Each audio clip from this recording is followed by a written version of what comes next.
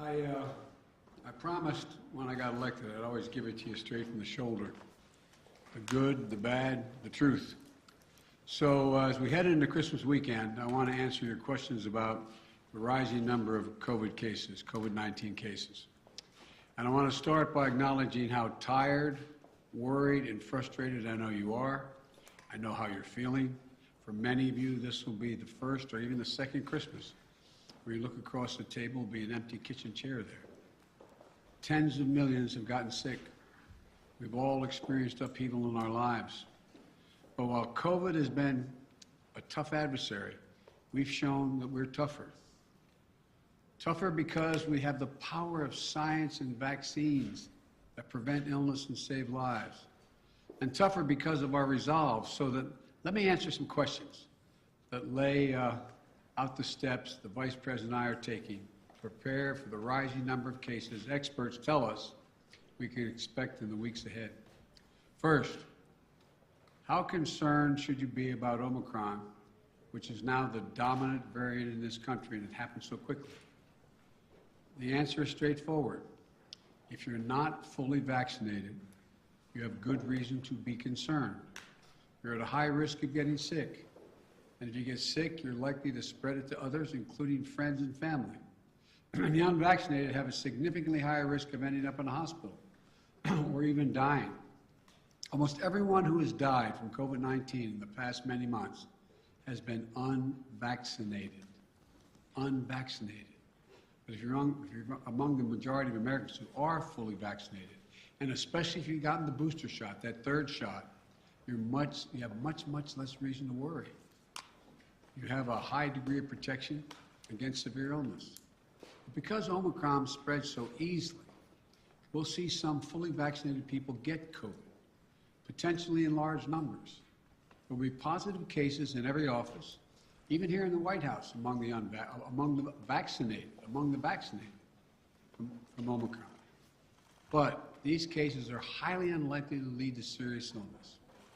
Vaccinated people who get COVID may get ill, but they're protected from severe illness and death. That's why you should still remain vigilant. According to our doctors, even if you're fully vaccinated, you should wear a mask when indoors and in public settings. Wearing a mask provides extra protection for you and those around you. And I know some Americans are wondering if you can safely celebrate the holidays with your family and friends. The answer is yes, you can. If you and those you celebrate with are vaccinated, particularly if you've gotten your booster shot. If you are vaccinated and follow the precautions that we all know well, you should feel comfortable celebrating Christmas and the holidays as you planned it. You know, you've done the right thing. You can enjoy the holiday season. And thanks to the progress on vaccinations this fall, we've gone from nearly 90 million adults in July who had not even started their vaccination process to fewer than 40 million today. Still too many, but down from 90 to 40. All these people who have not been vaccinated, you have an obligation to yourselves, to your families, and quite frankly, I know I get criticized for this, to your country. Get vaccinated now. It's free. It's convenient. I promise you, it saves lives. And I honest to God believe it's your patriotic duty. Another question folks are asking is, what can you do to make yourself and your family feel safer and be safer? The answer is simple. Get your booster shot. Wear a mask. Our doctors have made it clear. Booster shots provide the strongest of protections. Unfortunately, we still have tens of millions of people who are eligible for the booster shot but have not yet gotten it. They've gotten the first two shots, but they've not gotten the booster.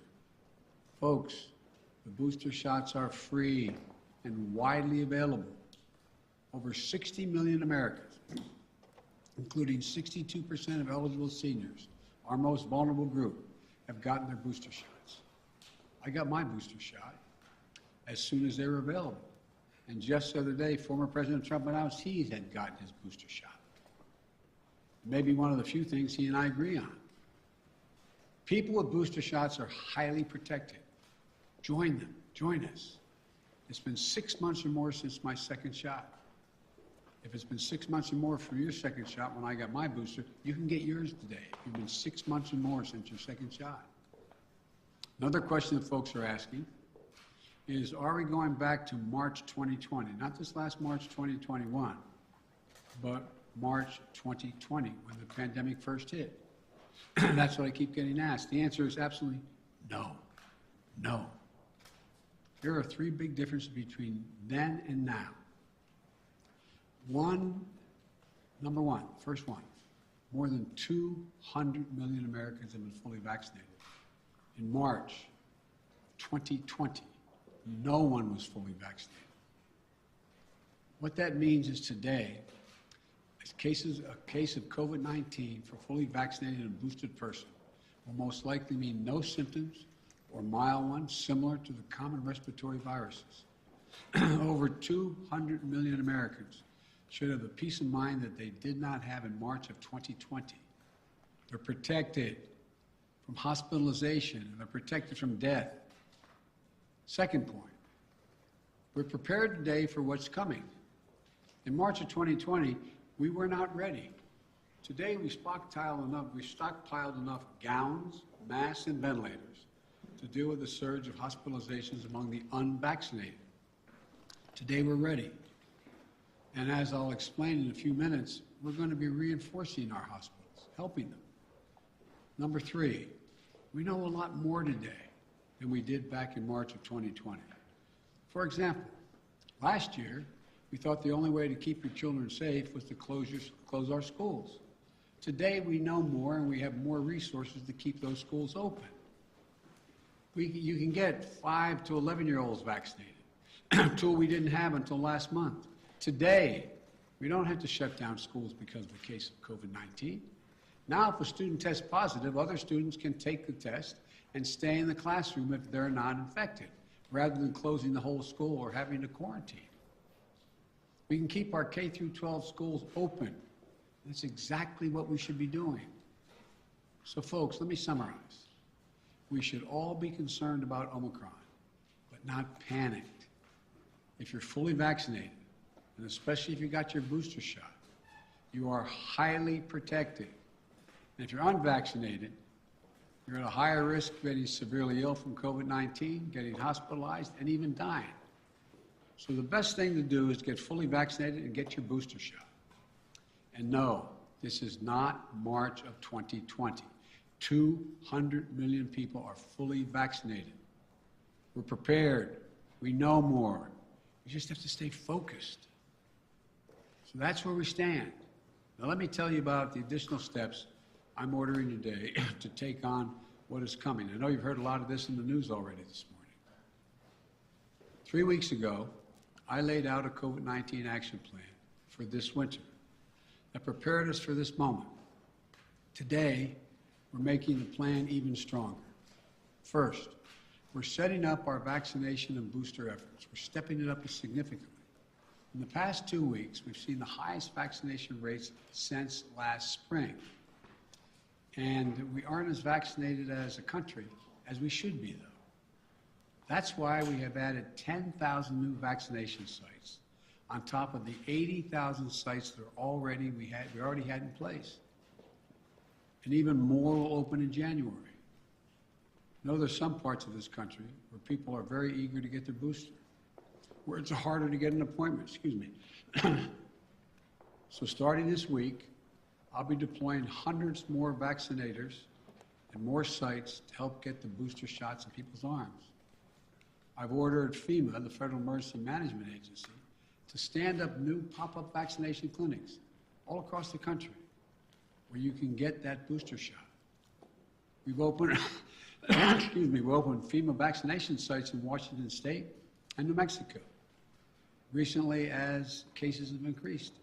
And today, I'm directing FEMA to stand up new sites in areas where there is a high demand. These steps are going to help us add more and more booster appointments and just over the next few weeks. I also want to say a word to parents. If your children are not vaccinated, please get them vaccinated. If you're a parent, understandably, who waited to see how the first shots went with other kids, before getting your own kid vaccinated, you can stop waiting. 6 million children in our country, ages 5 to 11, are vaccinated. Get your children protected today, now. For those parents out there who have a child that's too young to be vaccinated, that is under the age of 5, I know this can still be a scary time. But one thing you can and must do while we await vaccines for children under 5, get yourself fully vaccinated and boosted, as well as those around you, your children, your caregivers, your siblings. It's critical to mask up in public indoor places. We know that our youngest children have only rarely been impacted by serious COVID-19 cases, but they can be further protected if they're surrounded by vaccinated people. And again, to folks who are not vaccinated, you might think you're putting only yourself at risk, but it's your choice. Your choice is not just a choice about you. It affects other people. You're putting other people at risk. Your loved ones, your friends, neighbors, strangers you run into. And your choice can be the difference between life or death. The longer the virus is around, the more likely variants form. That may be deadlier than the ones that have come before. Let me say again and again and again and again, please get vaccinated. It's the only responsible thing to do. Those who are not vaccinated are causing hospitals to become overrun again. I just spoke to the governor of New York.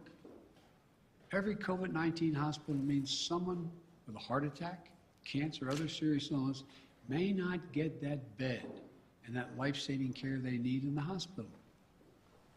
Look, let me give it to you straight again. Omicron is serious, potentially deadly business for unvaccinated people.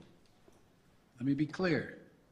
Thanks to the prior administration and our scientific community, America is one of the first countries to get the vaccine. Thanks to my administration and the hard work of Americans, we led a rollout that made America among the world leaders in getting shots in arms. But uptake slowed this summer as vaccine resistance among some hardened. Look, the unvaccinated are responsible for their own choices. But those choices have been fueled by dangerous misinformation on cable TV and social media. You know, these companies and personalities are making money by peddling lies and allowing misinformation that can kill their own customers and their own supporters. It's wrong. It's immoral. I call on the purveyors of these lies and misinformation to stop it. Stop it now. One of the other things that we know that has to be done is more testing. Because Omicron spreads easily, especially among the unvaccinated. It's critically important that we know who's infected. That means we need more testing. And on that score, we're now where we should be. Yes, we have over 20,000 free testing sites. Yes, we've used the Defense Production Act and spent $3 billion to greatly expand the number of at-home tests available for purchase online and at your local pharmacy. And yes, we made sure insurance covers the PCR tests you get in the hospital or at your doctor's office. But starting next month, private insurance will also cover at-home testing. So you can order a test online and get reimbursed. We're providing access to free at-home tests for those who may have insurance as well, may not have insurance, I should say, as well. But it's not enough. We have to do more. We have to do better. And we will. Starting this week, the federal government will set up emergency testing sites in areas that need additional testing capacity. Before Christmas, the first several of these federal testing sites will be up and running in New York City, with many more to come. This free testing is going to help reduce the waiting lines, the time you have to stand there, and sometimes it's an hour or more. We're going to continue to add federal testing sites where needed, so that if you want an immediate test, there'll be a place where you can go get it. We also need to do better with at-home testing. So I'm announcing today the federal government will purchase $500 million that's not million, billion with a B, additional at-home rapid tests with delivery starting in January. We'll be getting these tests to Americans for free. We'll have websites where you can get them delivered to your home. We've arranged for it to be easier for you to find a free COVID testing site near you on Google. Just enter COVID test near me in the Google search bar, and you can find a number of different locations nearby where you can get tested. We're going to continue to use the Defense Production Act, as we did earlier this month, to make sure we're producing as many tests and as quickly as possible. The bottom line is it's a lot better than it was, but we're taking even more steps to make it easier to get tested and get tested for free. Next, we're preparing hospitals for what's coming. Those 40 unvaccinated adults have a good chance of getting COVID-19, and some of you will get very sick.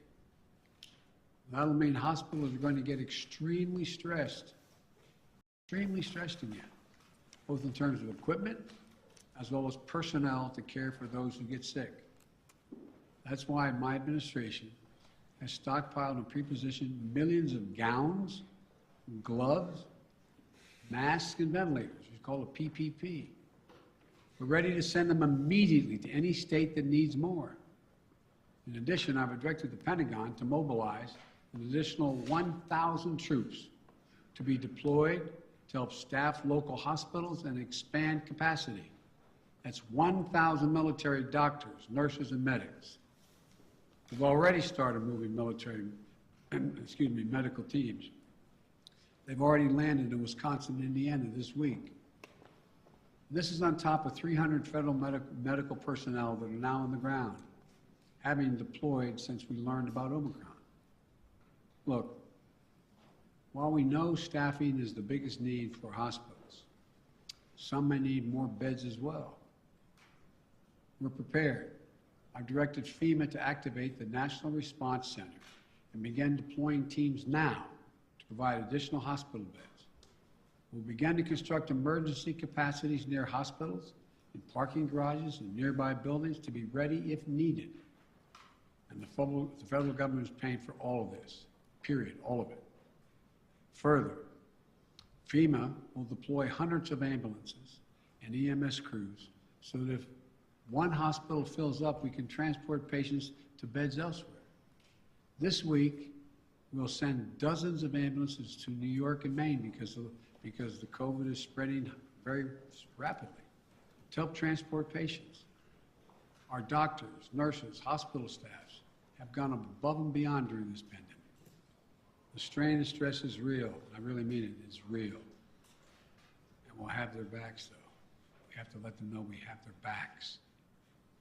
Finally, we're making sure that COVID-19 no longer closes businesses or schools. Last week, the federal court reinstated my administration's vaccination or test, the vaccination or test rule for businesses with more than 100 employees. The rule requires employers with 100 or more employees to protect their workers who are on site and indoors with the requirement that they be vaccinated or tested each week or go home. These rules are going to keep workers safe, and keep workers safe will help keep businesses open. If people are vaccinated or tested, they are much less likely to get sick and less likely to spread it to others. Customers are more likely to come in and shop because they know it's a safe environment. I know vaccination requirements are unpopular for many, not even popular for those who are anxious to get them. My administration has put them in place not to control your life, but to save your life and the lives of others. Where 400,000 Americans died from COVID this calendar year, and almost all were unvaccinated. Almost all were preventable. The rule is legal and effective. It's going to save thousands of American lives. We must also keep our K-12 schools open. Look, the science is clear and overwhelming. We know how to keep our kids safe from COVID-19 in school. K through 12 schools should be open, and that safety is increased if schools require all adults who work in the schools to get vaccinated and take the safety measure that the CDC has recommended, including masking. I got Congress to pass billions of dollars in school improvements, ventilation and social distancing. Schools should be safer than ever from COVID-19. And just Friday, the CDC issued a test-to-stay guidelines. So schools can stay open and kids can stay in class even if a classmate tests positive. COVID-19 is scary, but the science is clear. Children are safe as safe in school as they are any place, assuming the appropriate precautions have been taken and they've already been funded. Let me close with this. I know you're tired. I really mean this, and I know you're frustrated. We all want this to be over, but we're still in it. And this is a critical moment. But also have more tools than we ever had before. We're ready. We'll get through this. As we head into the holidays, I want us to all keep the faith. I want to sincerely thank you for your perseverance, your courage, your countless acts of kindness, love, and sacrifice during these last 2 years. Throughout our history, we've been tested as a people and as a nation through war and turmoil. We had to ask whether we'd be safe, whether we'd be okay, whether we'd get back to who we are. We've always endured because remember, there's no challenge too big for America. I mean this from the bottom of my heart, no challenge. We've come through better and stronger because we stay together as the United States of America. That's what we have to keep doing today. We can do this together. I guarantee you. May God bless you all, and may God protect our troops. And happy holidays. God love you all. Thank you.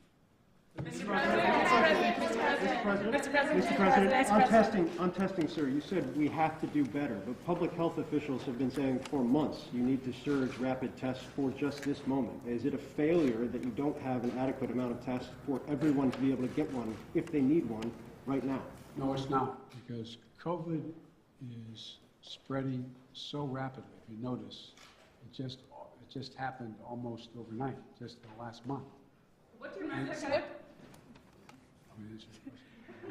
Mr. President. So, no, it's not a failure. But the alarm bell went off. I don't think anybody anticipated that this was going to be as rapidly spreading as it did. And so the question is, we had a lot of people who have access to tests, who could order them, could have their insurance pay for them, et cetera. But it also, and all of a sudden, it was like everybody rushed to the counter. It was a big, big rush. And I knew that was coming, so what I tried to do is meet with the companies and use the Defense Production Act to get 500 million more tests and figure out how to get them to their homes, get them on the shelves in the store. I mean, so that's what it's all about. Yes. Mr. President, what's your message to Americans who are trying to get tested now and who are not able to get tested and who are wondering what took so long to ramp up testing? Come on, what took so long? That's what I'm hearing that from people who are trying to get tested now before the holidays. Well, what took so long, it didn't take long at all. What happened was the Omicron virus spread even more rapidly than anybody thought. If I had told you 4 weeks ago that this would spread by a day-to-day basis, it would spread by 50, 100%, 200%, 500%. I think you would have looked at me and said, Biden, what are you drinking? But that's what it did. Now, we don't know what's going to happen from here. It looks there's some evidence that in South Africa, where a lot of this started, that it's dropping off quickly, too. We don't know. But I do know that we're not going to be in a position, like I said, when we were having a problem with masks and gowns and the like. I said, I promise you. Remember the criticism? I got questions from some of you. Why are you still paying for all these masks and gowns? Why are you stockpiling this? Because we don't know. Turns out we're going to need it. In the back, and then... Does it work, sir? And will you reverse the travel ban now that Omicron is so prevalent here in the U.S.? I'm considering reversing. I'm going to talk with my team in the next couple of days. Look, remember why I said we put the travel ban on, is to see how much time we had before it hit here so we could begin to decide what we needed by looking at what's happening in other countries. But we're past that now. And so it's something that is being raised with me by the docs, and I'll have an answer for that soon. Mr. President, You you talk held often in about the one. importance of keeping your word of trust. Do you believe Senator Manchin kept his word to you? And how do you rebuild trust with progressives in your party to advance your legislation now? You know, I told you before, you've heard me say this before, some people think maybe I'm not Irish because I don't hold a grudge. Look, I want to get things done. I still think there's a possibility of getting Build Back Better done. What I don't want to do is get into, and Joe went on TV today, and I don't know whether it's TV or not, I'm told he was speaking to the Liberal caucus in the House and said, Joe Biden didn't mislead you, I misled him. And so look, I'm not looking for, let me say something. You saw what happened yesterday. All the talk about how my Build Back Better plan was going to increase inflation, going to cause these debts and all the like. What happened? Goldman Sachs and others said, if we don't pass Build Back Better, we're in trouble because it's going to grow the economy. Without it, we're not going to grow. And what happened? Stock prices went way down. It took a real dip. If you take a look, everybody thinks because I quoted 17 Nobel laureates saying this is going to help inflation. Think about it in terms of you're a hard-working person and you're making 60 grand if you're alone, or your mom are just on her own, or if you're making 80 grand, mom and dad 90 grand like a lot of people do, and you're worried about inflation, you should be worried about it because it's a devastating thing for people who are working class and middle class folks.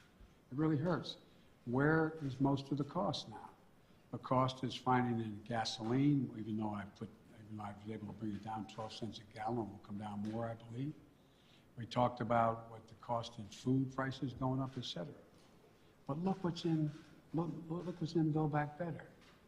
Child care. You can reduce it by up to 70%.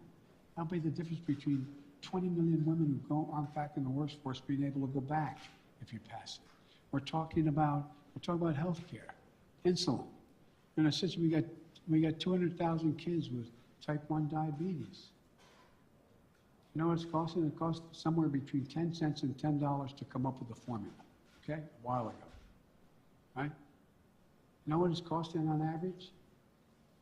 $560, $640 a month, up to $1,000 a month.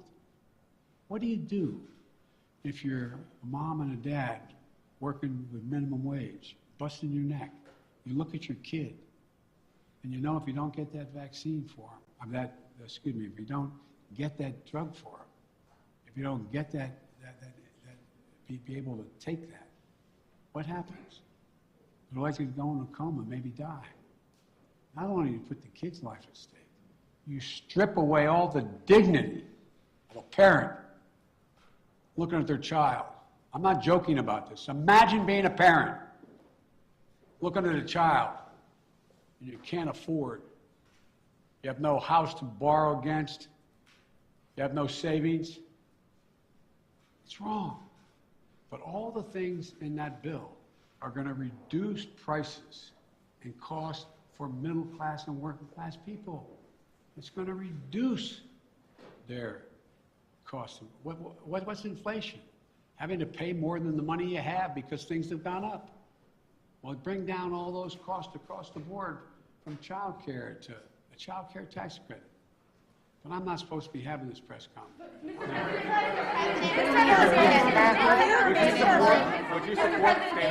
Mr. President, did Senator Manchin break his commitment to you? When you announced the framework, the White House says that all 50 senators were believed to get behind it, all 50 Democratic senators. So did Senator Manchin break his commitment to you? Senator Manchin and I are going to get something done. Thank you.